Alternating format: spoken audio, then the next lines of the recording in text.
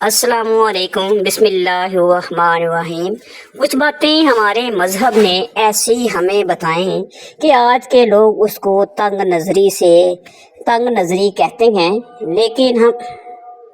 لیکن ہم آج پوری ذمہ داری سے آپ کو اللہ تعالیٰ کی بتائی ہوئی حدود بتائیں گے کہ جن سے تجاوز کرنے سے میاں بیوی ایک دوسرے پر حرام ہو جاتے ہیں۔ آپ کو پورا حق ہے کہ آپ پوری ویڈیو کو دیکھ کر ان باتوں کو جان لیں اور بے پناہ خیال رکھیں۔ اللہ تعالیٰ نے قرآن میں اور نبی پاک کریم صلی اللہ علیہ وآلہ وسلم نے اپنی حدیث کے ذریعے سے شادی شدہ جوڑوں کے لیے کچھ حدود بیان کی ہیں۔ سورۃ بقرہ میں ارشاد ہے کہ یہ اللہ تعالیٰ شادی شدہ جوڑا ان حدود کو پار نہیں کر سکتا۔ ان کے پاس نہ جانا۔ آج کے ٹاپک میں ہم جن حدود اور غلطیوں کے بارے میں بتانے جا رہے ہیں وہ غلطیاں ایسی ہیں کہ میاں یا بیوی ان غلطیوں میں چاہے دانستہ طور پر ملوث ہوں یا غیر دانستہ طور پر میاں بیوی کا نکاح ٹوٹ جاتا ہے اور بیوی میاں کے لیے ہمیشہ کے لیے حرام ہو جاتی ہے۔ اس لیے ان غلطیوں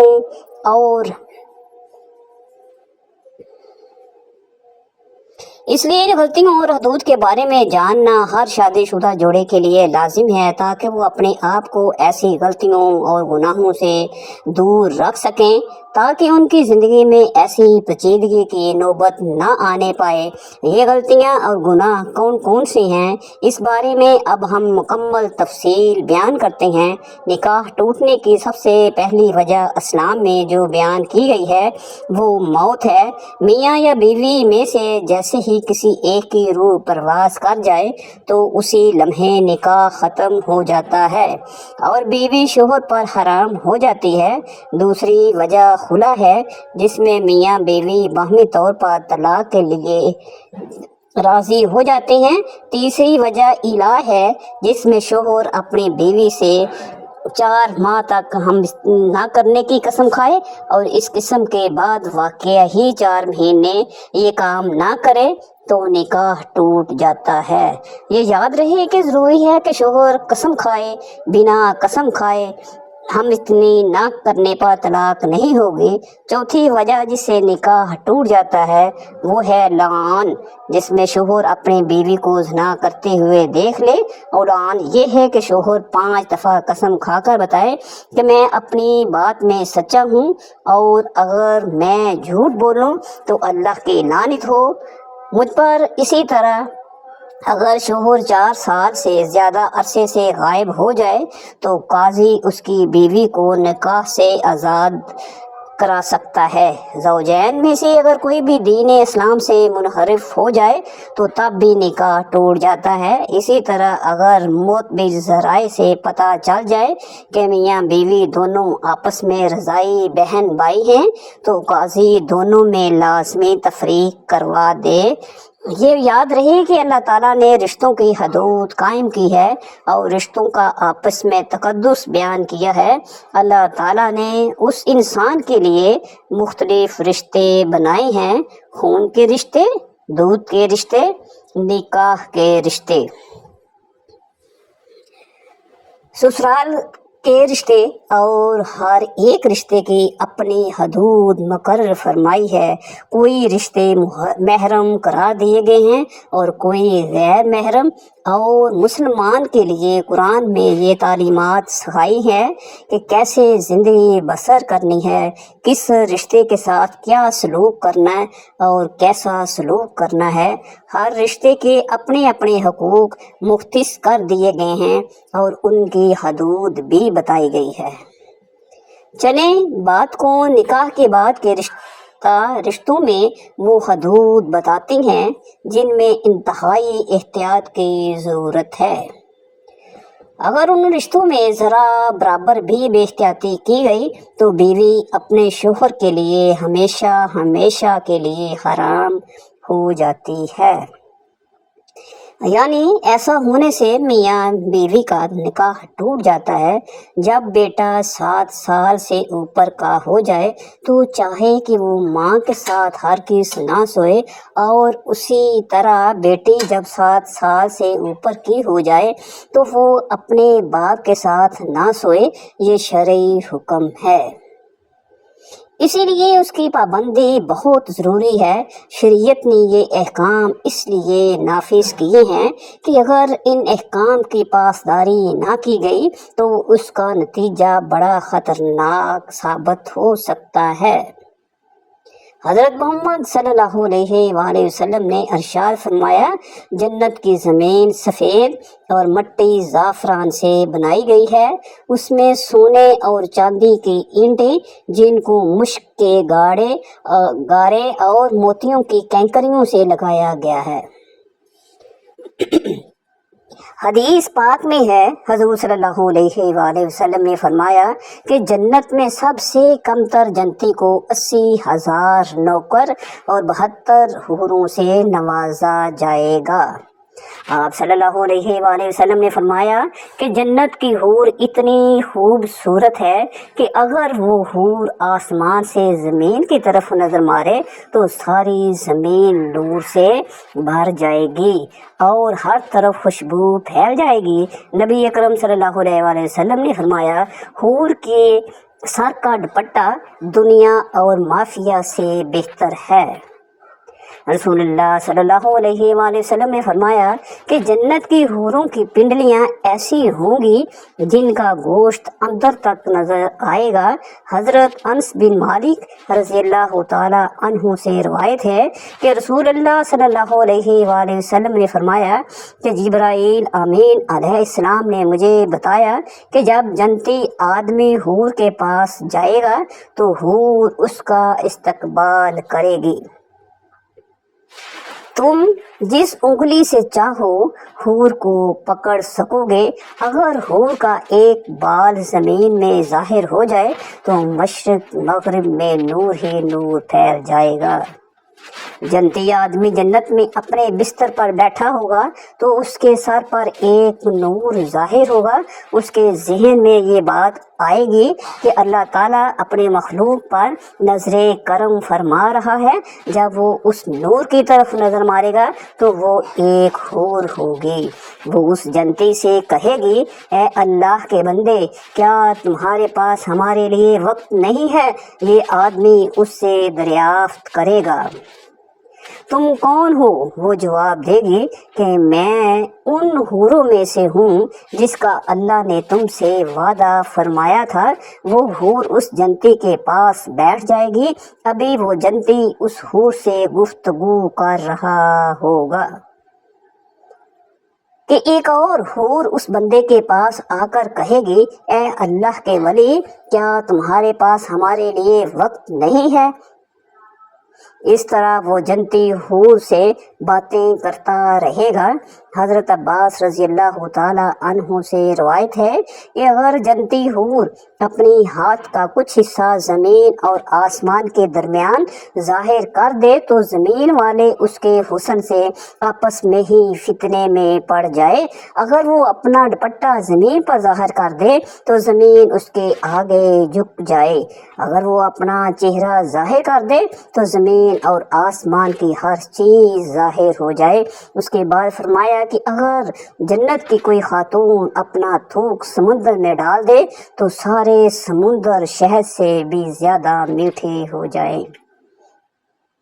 यहाँ सवाल पैदा ये होता है कि मुर्दों को जन्नत में हूरें अता की जाएंगी तो फिर जो औरतें जन्नत में जाएंगी उनको क्या मिलेगा?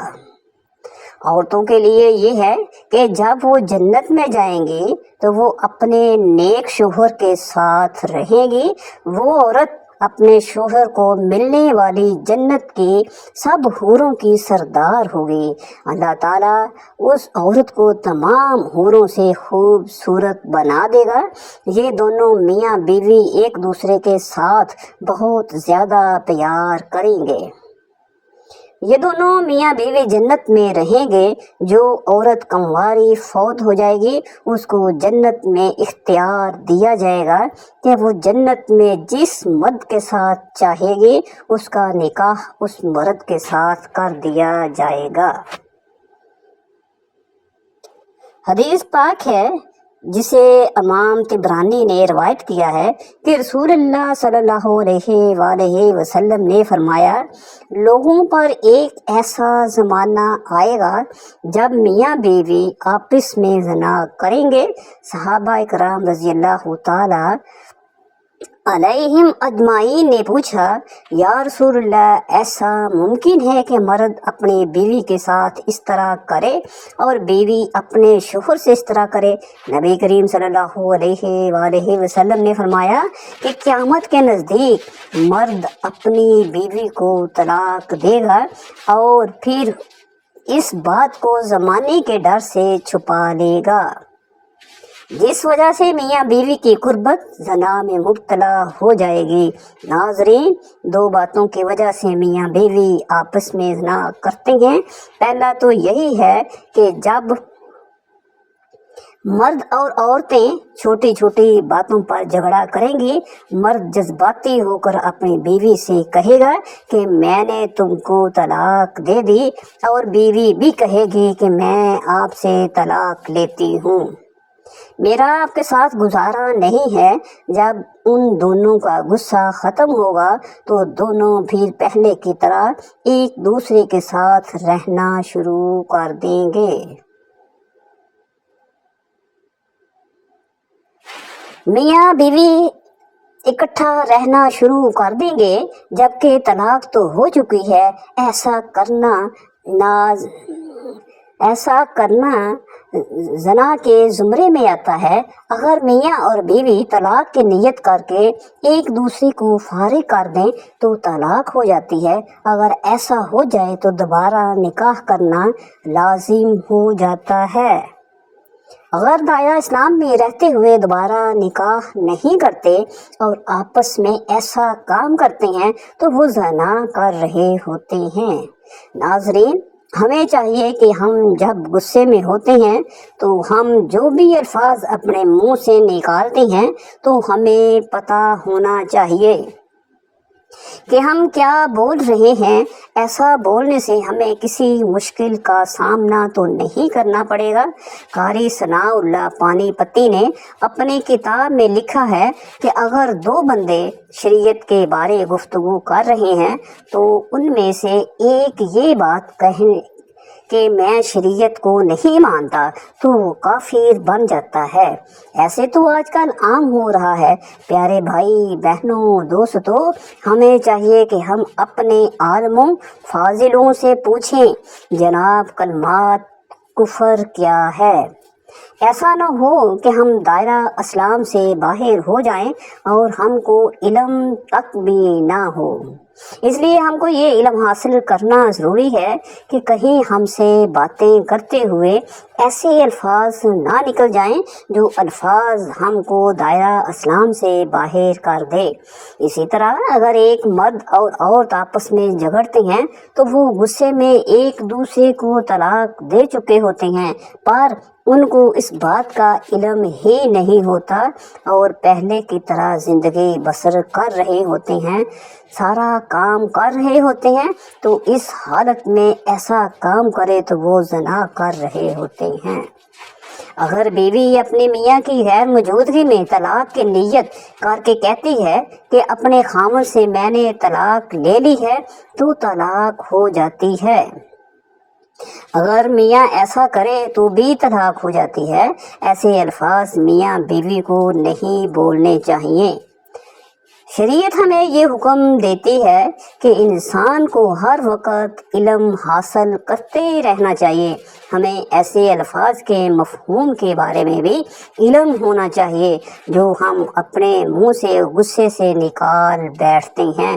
یہ جو درگزر کر رہا ہے اس میں تو ہر بندہ ہی جذبات سے کام لے رہا ہے، اس میں برداشت کا تو سوال ہی نہیں پیدا ہوتا کہ اپنے گھر میں بیوی میاں کی بات برداشت کر لے اور میاں بیوی کی بات کو سکون اور تسلی سے سن لے، وہ غصے میں آ کر ایک دوسرے کو طلاق دے دیتے ہیں۔ جب ان کا غصہ ختم ہوتا ہے تو ان کو سمجھ آتی ہے کہ میں نے کیا لفظ بول دیا ہے، اس پر دونوں ہی خاموشی سے زندگی بسر کرنا شروع کر دیتے ہیں، حتیٰ کہ ان دونوں کو ہی پتہ ہوتا ہے کہ ہم دونوں کی طلاق ہو گئی ہے، پر وہ یہ بات بدنامی کے مارے کسی سے نہیں کرتے کہ معاشرہ ہمیں جینے نہیں دے گا۔ ہمارے معاشرے میں کچھ میاں بیوی ایسے بھی موجود ہیں کہ جنہوں نے چند سال پہلے ایک دوسرے کو غصے میں آ کر طلاق دے دی تھی۔ جب ان کا غصہ کم ہوا تو انہوں نے سوچا کہ ہم دونوں ہی نیک اور پرہیزگار ہیں، اگر کسی کو پتہ چل جائے گا تو معاشرے میں ہماری ناک کٹ جائے گی، لوگ ہمیں بدنام کر دیں گے، ہماری اولاد بگڑ جائے گی۔ یہ بات سن کر سوچ کر وہ دونوں دوبارہ سے اکٹھے رہنا شروع کر دیا۔ اس بات کا کسی کو علم تک نہ ہوا۔ ایسی حالت پیش آتی ہے تو میاں بیوی آپس میں زنا کر رہے ہوتے ہیں۔ بے شک آج کل نبی کریم صلی اللہ علیہ وآلہ وسلم کی یہ پیش گوئی پوری ہو چکی ہے جو کہ انہوں نے قرب قیامت کے لیے فرمائی تھی، یعنی خاوند بیویاں اپنے خامدوں سے زنا کر رہی ہیں، کیونکہ لوگوں کو یہ علم تک نہیں ہے کہ ان کا تو نکاح ہے یا ٹوٹ چکا ہے۔ نکاح کے ٹوٹ جانے پر بھی ہم معاشرے میں بدنامی کے مارے اکٹھے رہ رہے ہوتے ہیں۔ اسی طرح جب بیٹی 9 سال کی ہو جائے تو باپ کو چاہیے کہ اسے پیار کرنے میں احتیاط کرے۔ باپ کو چاہیے کہ اگر وہ پیار کرنا بھی چاہے تو صرف بیٹی کے سر پر ہاتھ پھیرے، بوسہ لینا ہو تو وہ بھی سر پر بوسہ لے۔ اسی طرح باپ کو چاہیے کہ اپنے جسم کو دور رکھے، کیونکہ اگر یہ اختیار نہ برتی گئی اور کہیں باپ نے بیٹی کو ایسے پیار کر لیا کہ باپ یا بیٹی، تو اس صورت میں اس شخص کے لیے اپنی بیوی یعنی اس کی بیٹی کی ماں ہمیشہ کے لیے حرام ہو جائے گی اور اس کا نکاح ٹوٹ جائے گا، اور یہ حکم ماں اور بیٹے کا بھی ہے۔ اس لیے ہماری اپنی بہنوں سے گزارش ہے کہ وہ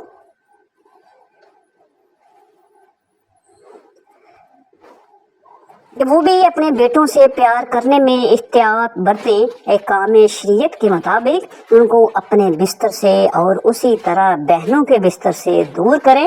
آج کل دین سے دوری اور اسلامی تعلیمات کو نہ سیکھنے کی وجہ سے پہلے لاڈ پیار میں بچوں کو بگاڑا جاتا ہے، ان کو ان کی حدود نہیں بتائی جاتی اور پھر بعد میں رونا رویا جاتا ہے جو بے سود ہوتا ہے۔ اسی لیے ضروری ہے کہ بیٹے کو 7 سے اوپر ہونے پر باپ کے پاس سلایا جائے، لیکن ماں کے پاس نہ سلائیں، اور بیٹی ماں کے پاس تو سو سکتی ہے لیکن باپ کے پاس نہ سوئے۔ اسی طرح ایک اہم رشتہ ساس اور داماد کا ہے۔ اگر نکاح کے بعد شوہر اپنی ساس کو ماں سمجھنے کی بجائے بدنیتی سے کام لے جس سے وہ ایک دوسرے کے قریب آ جائیں اور ان میں دنیا کی ہرس پیدا ہو جاتی ہے تو بیوی اس پر ہمیشہ کے لیے حرام ہو جاتی ہے۔ جو حدود شریعت نے طے کی ہیں ان حدود کی پاسداری کرے، کیونکہ نکاح صرف بیوی کے ساتھ ہوتا ہے اور اس کی زوجیت کے لیے صرف اس کی بیوی حلال ہوتی ہے، لہذا باقی سب رشتوں کے ساتھ برتاؤ میں ایک مرد کو بڑے احتیاط کی ضرورت ہے۔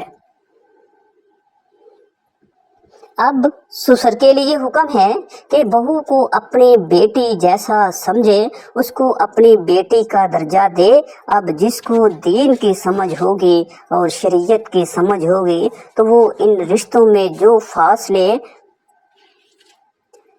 جو فاصلے طے ہیں ان کی پاسداری کرے گا، لیکن جو شرعی حصول سے نا واقف ہوگا وہ ان کی پاسداری نہیں کر پائے گا۔ اسی طرح اگر سسر اور بہو میں ایسا رشتہ قائم ہو جائے تو تب بھی نکاح ٹوٹ جاتا ہے۔